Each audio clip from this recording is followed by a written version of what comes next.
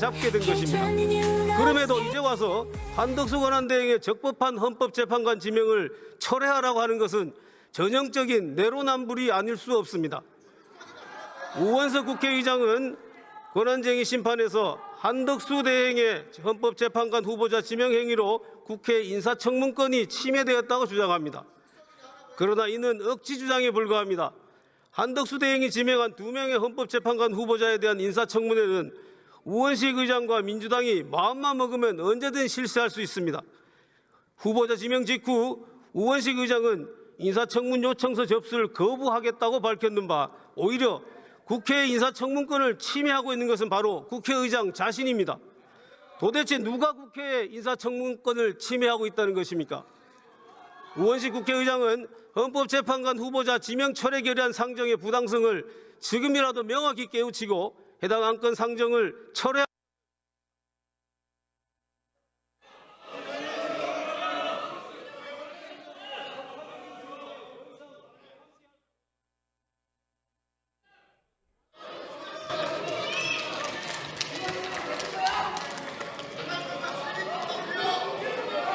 박형수 의원 수고하셨습니다.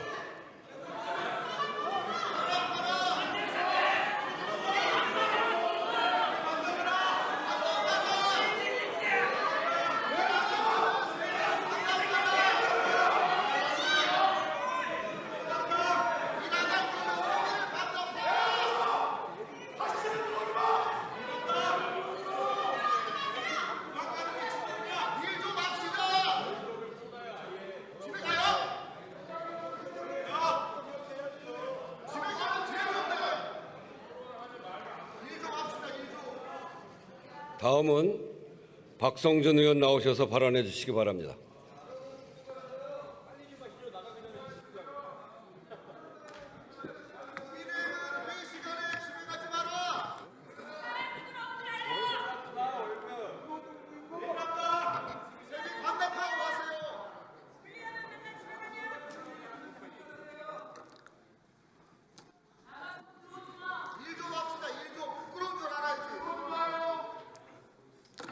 네, 존경하는 우원식 국회의장님, 동료위원님. 제가 꼭 발언하면 국민의힘 의원들이 나가서 꼭 발언을 더 이상 해야 되는가 그런 생각이 좀 드는데 그래도 제가 주어진 시간만큼 얘기를 좀 하도록 하겠습니다. 박형수 수석이 여러 가지 논리를 정해서 얘기를 하던데 우리나라의 지금 가장 큰 문제가 법률가들 출신들이 법을 가장 해석을 할 때 자의적 해석을 하는 것이 가장 큰 문제인 것 같아요. 우리가 법의 지배라고 하는 경우는 룰 오브 로 아니에요? 법의 지배. 근데 나치즘이라든가 군부 통치의 가장 큰 문제는 뭐였냐면 룰 바이 로, 법에 의한 통치, 자의적 통치가 됐기 때문에 문제가 됐다. 그것은 헌법재판소가 왜 만들어졌냐? 여러분 잘 아시잖아요. 나치 체제 하에서 국민의 기본권이 침해가 되고 민주주의가 무너지고 헌정질서가 파괴되는 부분에 있어서 헌정질서를 세워야겠다라고 하는 의미에 있어서 2차 세계대전 이후에 히틀러 나치 체제 이후에 독일은 헌법재판소를 만들었던 겁니다. 그것이 반면교사가 됐는데 우리나라가 군부 통치 이후에 민주화 이후에 87년 체제에서 우리가 받아들여야 될 헌정체제 중에 가장 중요한 헌정질서를 확보하기 위해서 헌법재판소를 만들었던 겁니다. 당연히 기본권 확보하고 민주주의 확보하고 헌정질서 회복하는 데 있어서의 최종 판단을 누가 하느냐? 헌법재판소가 했던 것이죠. 그것은 당연한 거 아니겠습니까? 근데 이번에 헌법재판소의 구성에 있어서 우리가 잘 아는 대통령 또 대법원, 국회가 임명하는 그런 권한이 있었죠. 한덕수 국무총리가 권한대행으로서 헌법재판소 재판관 임명했습니까? 안 했습니까? 안 했잖아요. 그건 헌정질서를 파괴하는 행위고요. 여기 관료분들 계셔서 제가 한 말씀 드릴게요. 최상목 부총리도 와 계신데 막스 베버의 소명으로서의 정치라는 책을 보면은 관료가 통치하면 안 된다는 거예요. 정치하면 안 된다. 정치가와 관료를 구분해요. 왜 구분했을까요? 정치가는 열정과 책임을 가지고 정치하라는 겁니다. 그 책임은 뭐냐? 정치적 결정을 통해서 국민의 신뢰를 받았을 때 그 책임을 다하는 것이다. 그것은 어떤 의미냐? 국민의 선택을 받았을 때 그 정치적 결정과 책임이 있다는 거예요.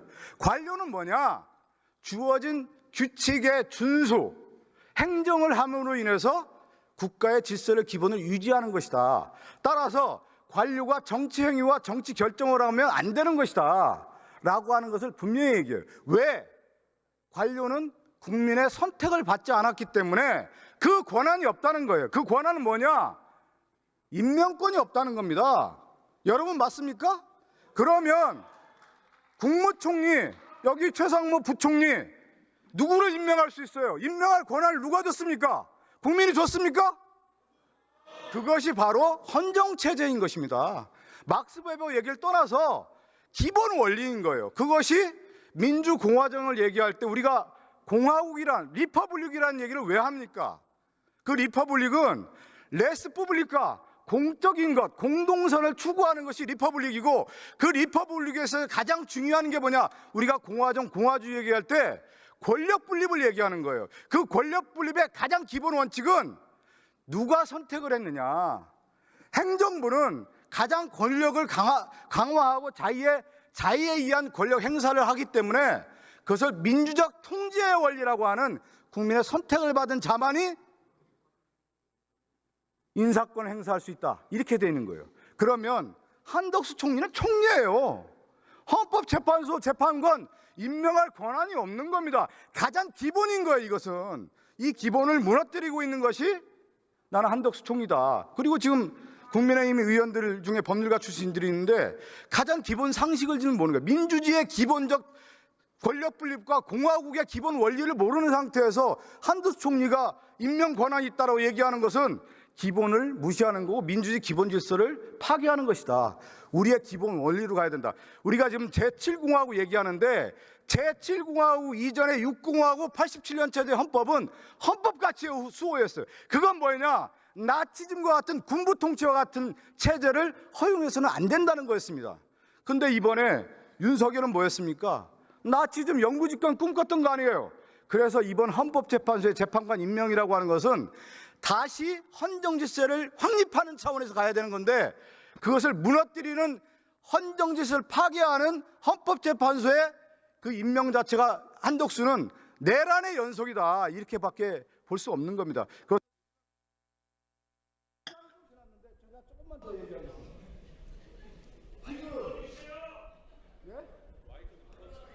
마이크 좀 켜달라고 하는데 켜주시겠습니다.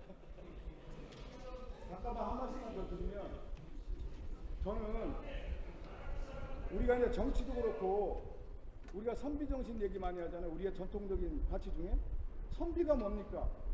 물러날 자리를 알 때예요. 때를 하는 거예요.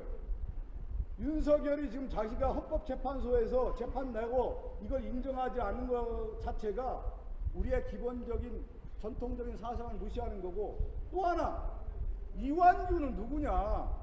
법제처장으로서 윤석열 정권의 법적 해석으로 기본적인 위법한 행위에 위법한 행위에 논리적 근거를 제공했던 사람이고, 또 하나 윤석열의 친구예요. 그리고 윤석열의 장모인 최은순의 변호를 맡았던 사람입니다. 이런 사람이 헌법재판소에 재판관을 임명한다라는 게 얼마나 염치가 없는 거예요. 부끄러움을 모르는 거 아니겠습니까, 여러분? 이제 정리해 주시죠.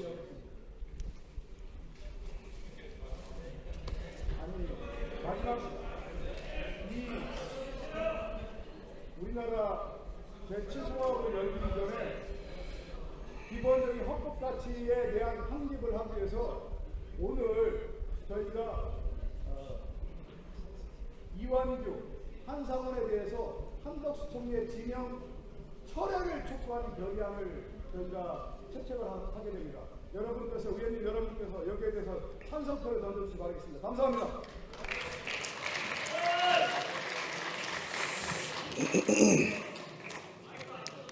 네.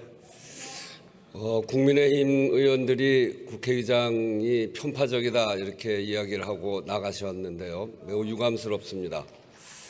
제가 늘 이야기했습니다만 국회의장은 중립입니다. 여의 편도 아니고 야의 편도 아닙니다. 그러나 22대 국회를 구성한 국민들의 뜻을 받들어서 일을 하는 것입니다. 국민들은 민주주의를 제대로 지켜라 라고 하는 것이 지금 국민들의 집약된 의견입니다. 국민을 지키고 민주주의를 지키는 것은 22대 국회의 의무이고 또 당연히 국회의장은 헌법에 따라서 그 역할을 해야 되는 임무를 띠고 있는 게 국회의장입니다. 새로운 대통령 선출을 위한 선거가 이제 50여일 남았습니다. 그런 짧은 기간을 남겨두고 대통령 권한대행께서 헌법기관, 특히 헌법재판소의 재판관을 임명하는 것은 헌법에 위배된다라고 하는 것이 헌법학자들의 다수의 견해입니다. 그래서 그런 견해를 국회의장은 입법조사처의 의견을 수렴을 해서 헌법학자들의 의견을 듣고 이것이 부당하다고 생각되었기 때문에 헌법재판소에 권한쟁의 소송 그리고 가처분 소송을 했습니다. 지금 그런 상태인데 헌법재판소가 권한쟁의와 가처분 심의를 해 나가는 과정에 국회가 어떻게 생각하는지 국회의 의견은 무엇인지 밝히는 것이 필요하다고 국회의장은 판단했습니다. 그래서 오늘 이 안건을 상정했다라는 말씀을 드리고요. 그리고 대통령 권한대행인 그 국회의장께서 이 대정부질의 전 기간을 한 번도 안 나온 적이 한 번도 없습니다. 어제도 나오라고 그것이 국민의 뜻이다. 국민이 물어보는 것에 답변해야 된다. 이렇게 이야기를 했음에도 불구하고 오늘 또 안 나온 것은 매우 유감입니다. 대통령 권한대행께서는 국민들의 질문에 답변할 수 있어야 합니다. 왜 안 나옵니까? 이 자리에 나오셔서 이런 국회의원들의 질의에 정정당당하게 답변하는 걸 통해서 국민들에게 답변하시기를 다시 한번 촉구한다라는 말씀을 드리면서 안건을 상정하도록 하겠습니다.